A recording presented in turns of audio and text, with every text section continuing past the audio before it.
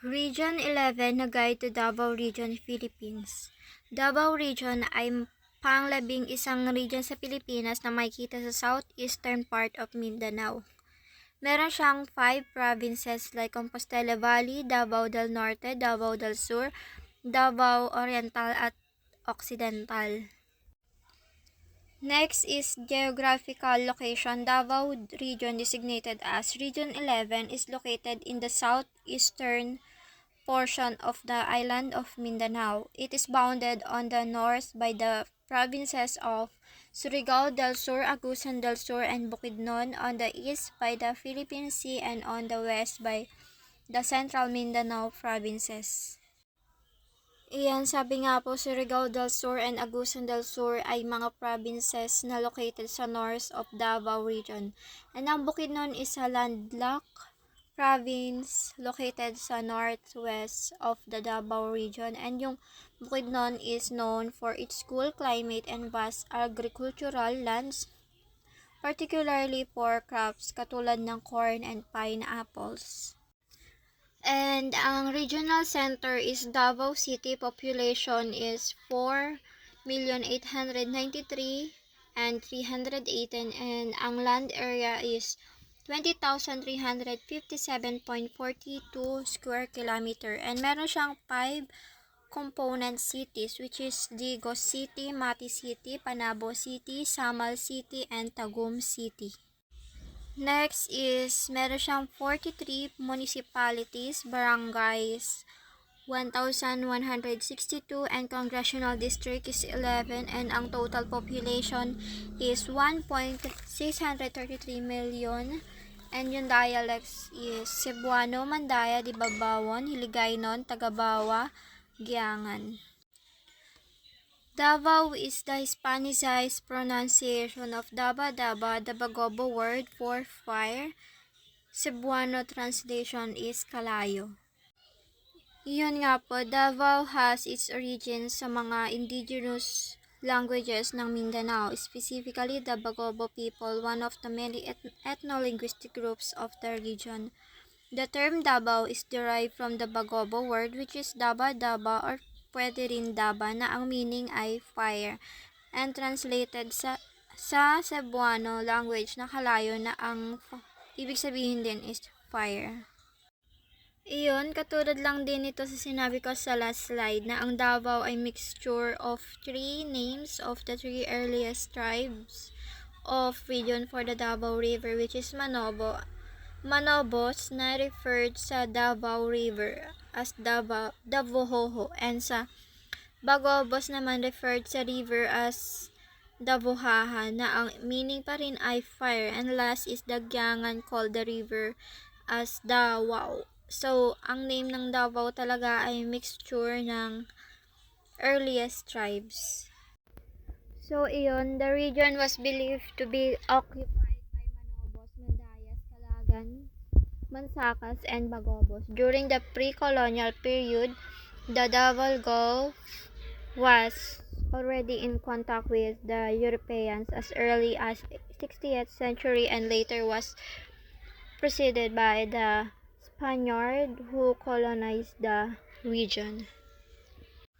So, iyon, before Spanish arrived, Davao Gulf area in Mindanao is tirahin talaga siya ng mga indigenous people or groups like iyon, Manobos, Mandayas, Calagans, Mansakas, and Bagobos. Nag-i-stay sila sa mga mountains and coastal areas, relying on farming. Kinabubuhay nila yung fishing and hunting, and noong 60th century, Europeans, including the Portuguese, began exploring Southeast Asia, and the Davao Gulf came into contact with foreign trades. Pero it wasn't until the Spanish arrived in the late 1500s na sinubukan nilang kontrolin yung area. To make the story short, ang Spanish is hindi nila na-control yung Davao, and the indigenous people, culture, and resistance left a strong impact in the region history. So, ayun, the only Philippine Eagle Foundation can be found in Davao Region. They protect and Study our nearly extinct national animal. So, dito matatagpuan ang ating national animal, which is Philippine eagle. And here's the Davao region delicacies. Merong fried fish with mango sauce, grilled squid, durian pie, guso, kinilaw na tuna, lato salad, and last is pasayan, which is mga hipon. Next is dumako tayo sa provinces of Davao region. First is Davao del Norte, known as the banana capital of the Philippines. Ang capital niya is Tagum City. Population is 1,016,332 and ang land area is 3,426.97 square kilometer, and ang mga component cities is Panabo, Tagum, and Samal, and meron siyang 8 municipalities. Next is Davao del Norte economy is primarily agricultural but also engages in mining, forestry, and commercial fishing. Ang major crops is rice, banana, coconut, abaca, rami, coffee, and variety of fruits and root crops. The province is the country's major producers of banana and also Mindanao's leading producer of rice. Next is festivals of Davao del Norte. Banana Festival held every first week of July at Tagum City. The festival is a celebration of the province foundation's anniversary. It is a tribute to banana exportation, Davao del Norte's biggest economic contributor. Di ba nga po sila ang country's producers ng banana? So, kada first week ng July sa Tagum is meron celebration for anniversary, which is banana festival para rin sa banana exportation dahil sila ang biggest economic contributor.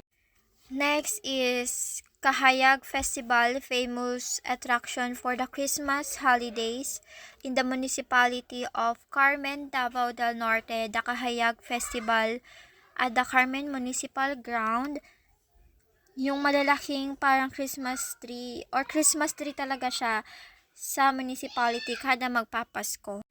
Marami pa silang festival like Panagtabo Festival and Pangapog Festival.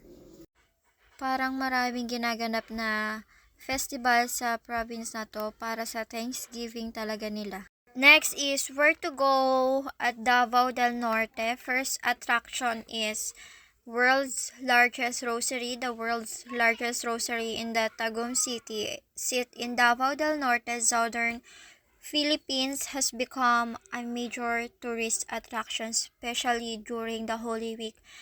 An 85.5-meter long rosary made of linked beads lines a pathway going to the giant bronze statue of the risen Christ. So, maraming pumupunta dito kada Holy Week.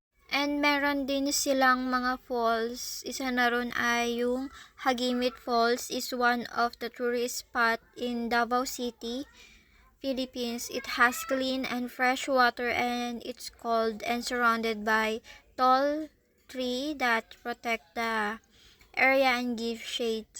The fresh air, many children enjoying the falls, and the people are disciplined not throwing garbage to the water. So, malalaman mo talaga na malinis kasi very disiplinado ang mga tao para sa pagtatapon ng mga basura dito. Next attraction is Kaputian Beach. A fun fact about Kaputian Beach is its name, which in the local dialects translate to white, a fitting label for its powdery white sand that are among the finest in the Philippines. Next is Davao del Sur. Davao del Sur, most competitive province of the country, 2015 national competitiveness. Capital is Digos City. Population 2015 is 632,588 and ang land area is 2,163.98 square kilometer, and ang component city niya lang is Digos City and 9 municipalities. Davao del Sur is a province of the Philippines located in the Davao region in Mindanao. It's subdivided into 14 municipalities and 1 cities. The provincial capital is Digos City, and the province borders the Davao City to the north. Kung makikita is talagang nasa dulo na siya ng mapa. Davao del Sur, primarily an agricultural province, crops bananas, cacao, rami, coffee, fruits, and vegetable. Popularly known as Coconut Country since coconut is its major commercial crop. Its rice and corn production is more than sufficient for its population. Next is where to go at Davao del Sur. First attractions of Davao del Sur is Mount Apo, active volcano, south central Mindanao, 20 miles, 32 km west of Davao City. It is the highest point in the Philippines, rising to 9,692 feet or 2,954 meters. Next attraction is Pasig Islet, Davao del Sur Promised. Pasig Islet is located in Bato, Santa Cruz, Davao del Sur. It is man-made islet that served as a base for Coast Guards before, but was bought and developed by the provincial government to become a tourist attraction. Glazed with its white sand and clear waters. So, Pasig Islet located sa Bato, Santa Cruz, Davao del Sur. It was used by the Coast Guard as a base. Pero binili ng provincial government to develop it into popular tourist destination. Islet is known for its beautiful white sand and beaches and parang inviting water po talaga siya.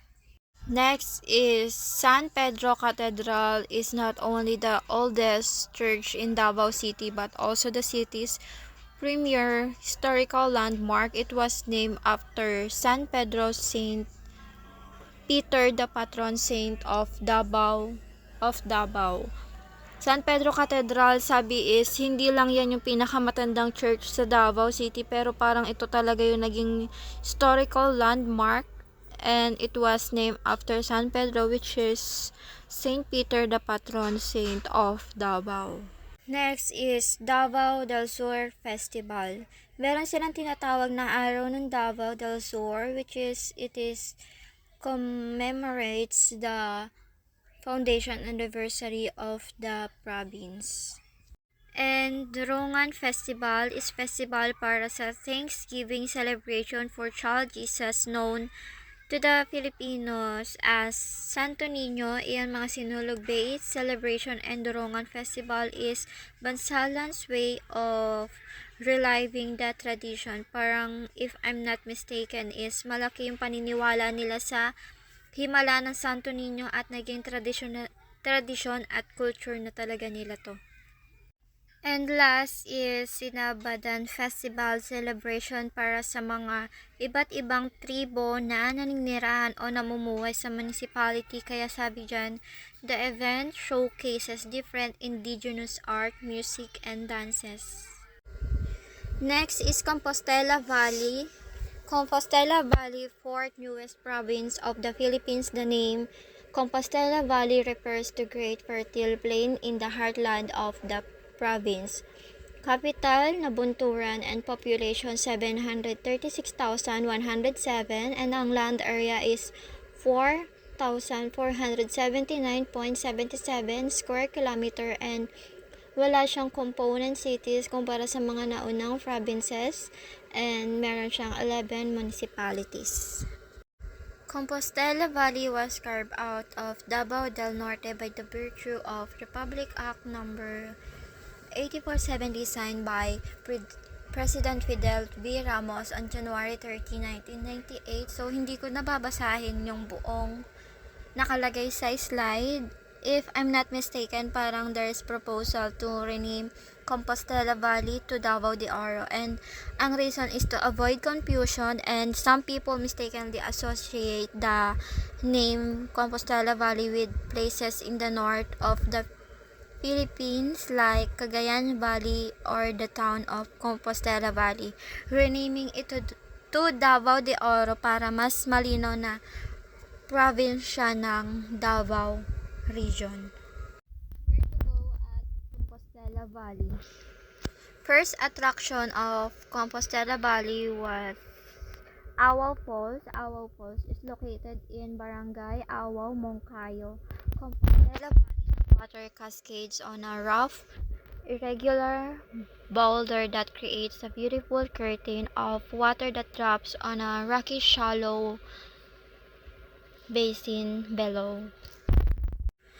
Next is Tagbibinta Falls, the most majestic waterfall in the province. The strong rushing waters drops 700 feet down the Kutch Basin. It is being surrounded by verdant foliage and green, while the riverbed is composed of huge boulders that serves as resting grounds for visitors.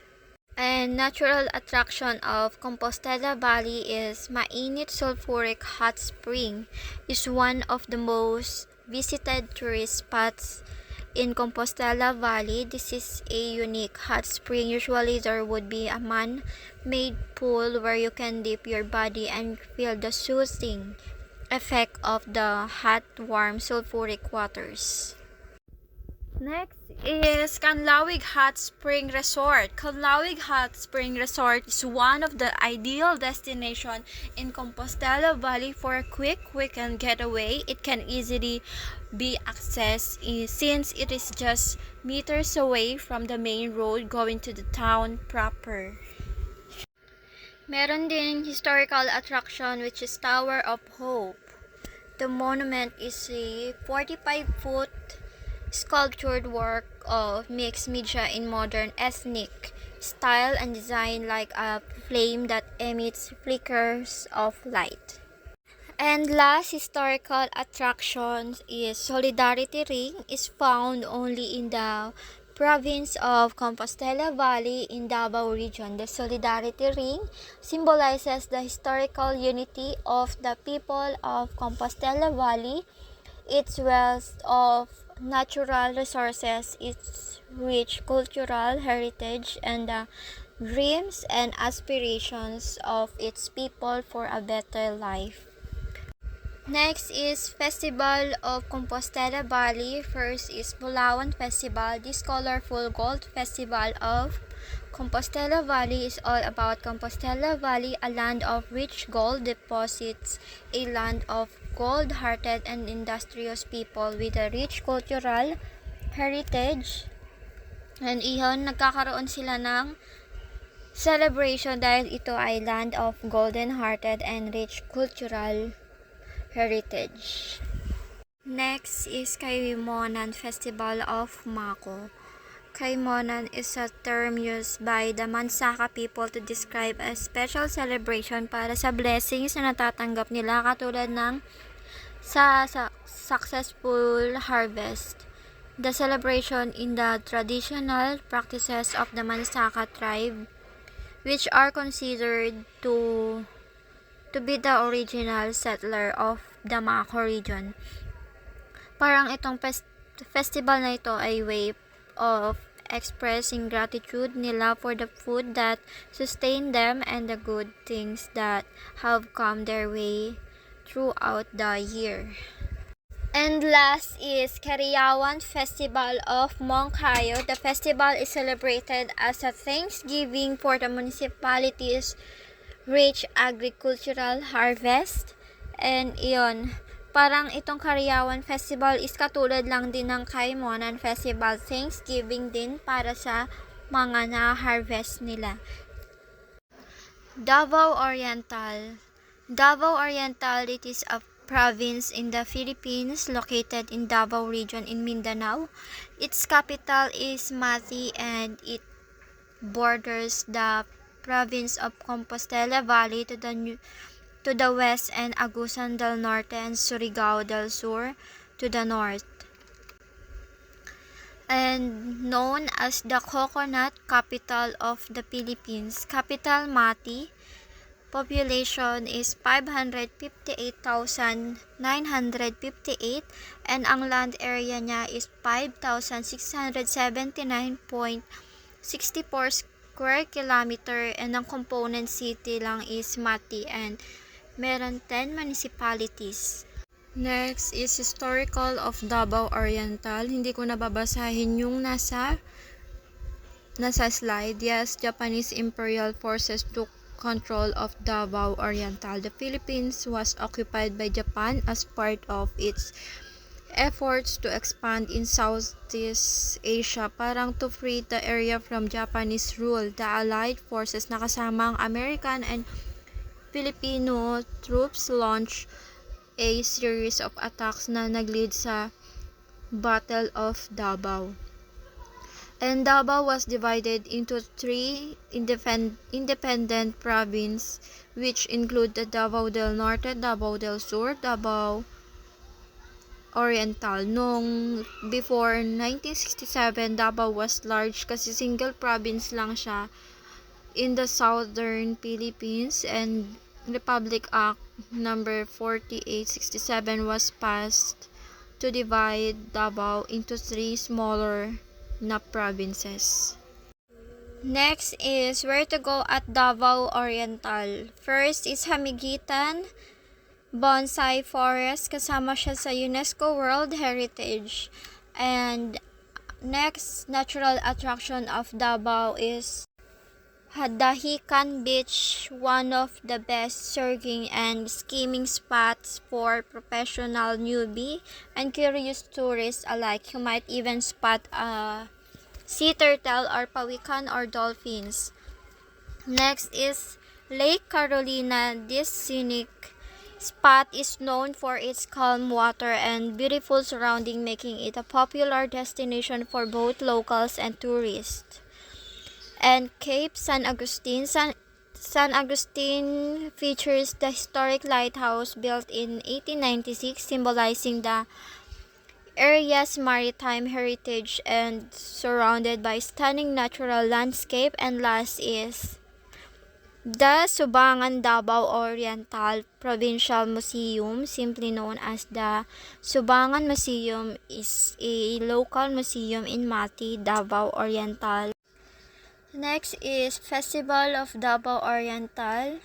First is Baldayawan Festival, held every third week of June at San Isidro Town. The celebration is a form of thanksgiving for good and harvest.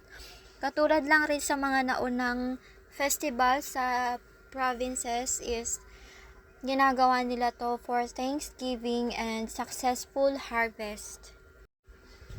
Next is Banayan Festival, held every third week of October in Banaybay. The festivity is Thanksgiving rite for bountiful harvest. So, nagkakaroon talaga sila kada month ng iba't ibang festival for Thanksgiving and successful harvest.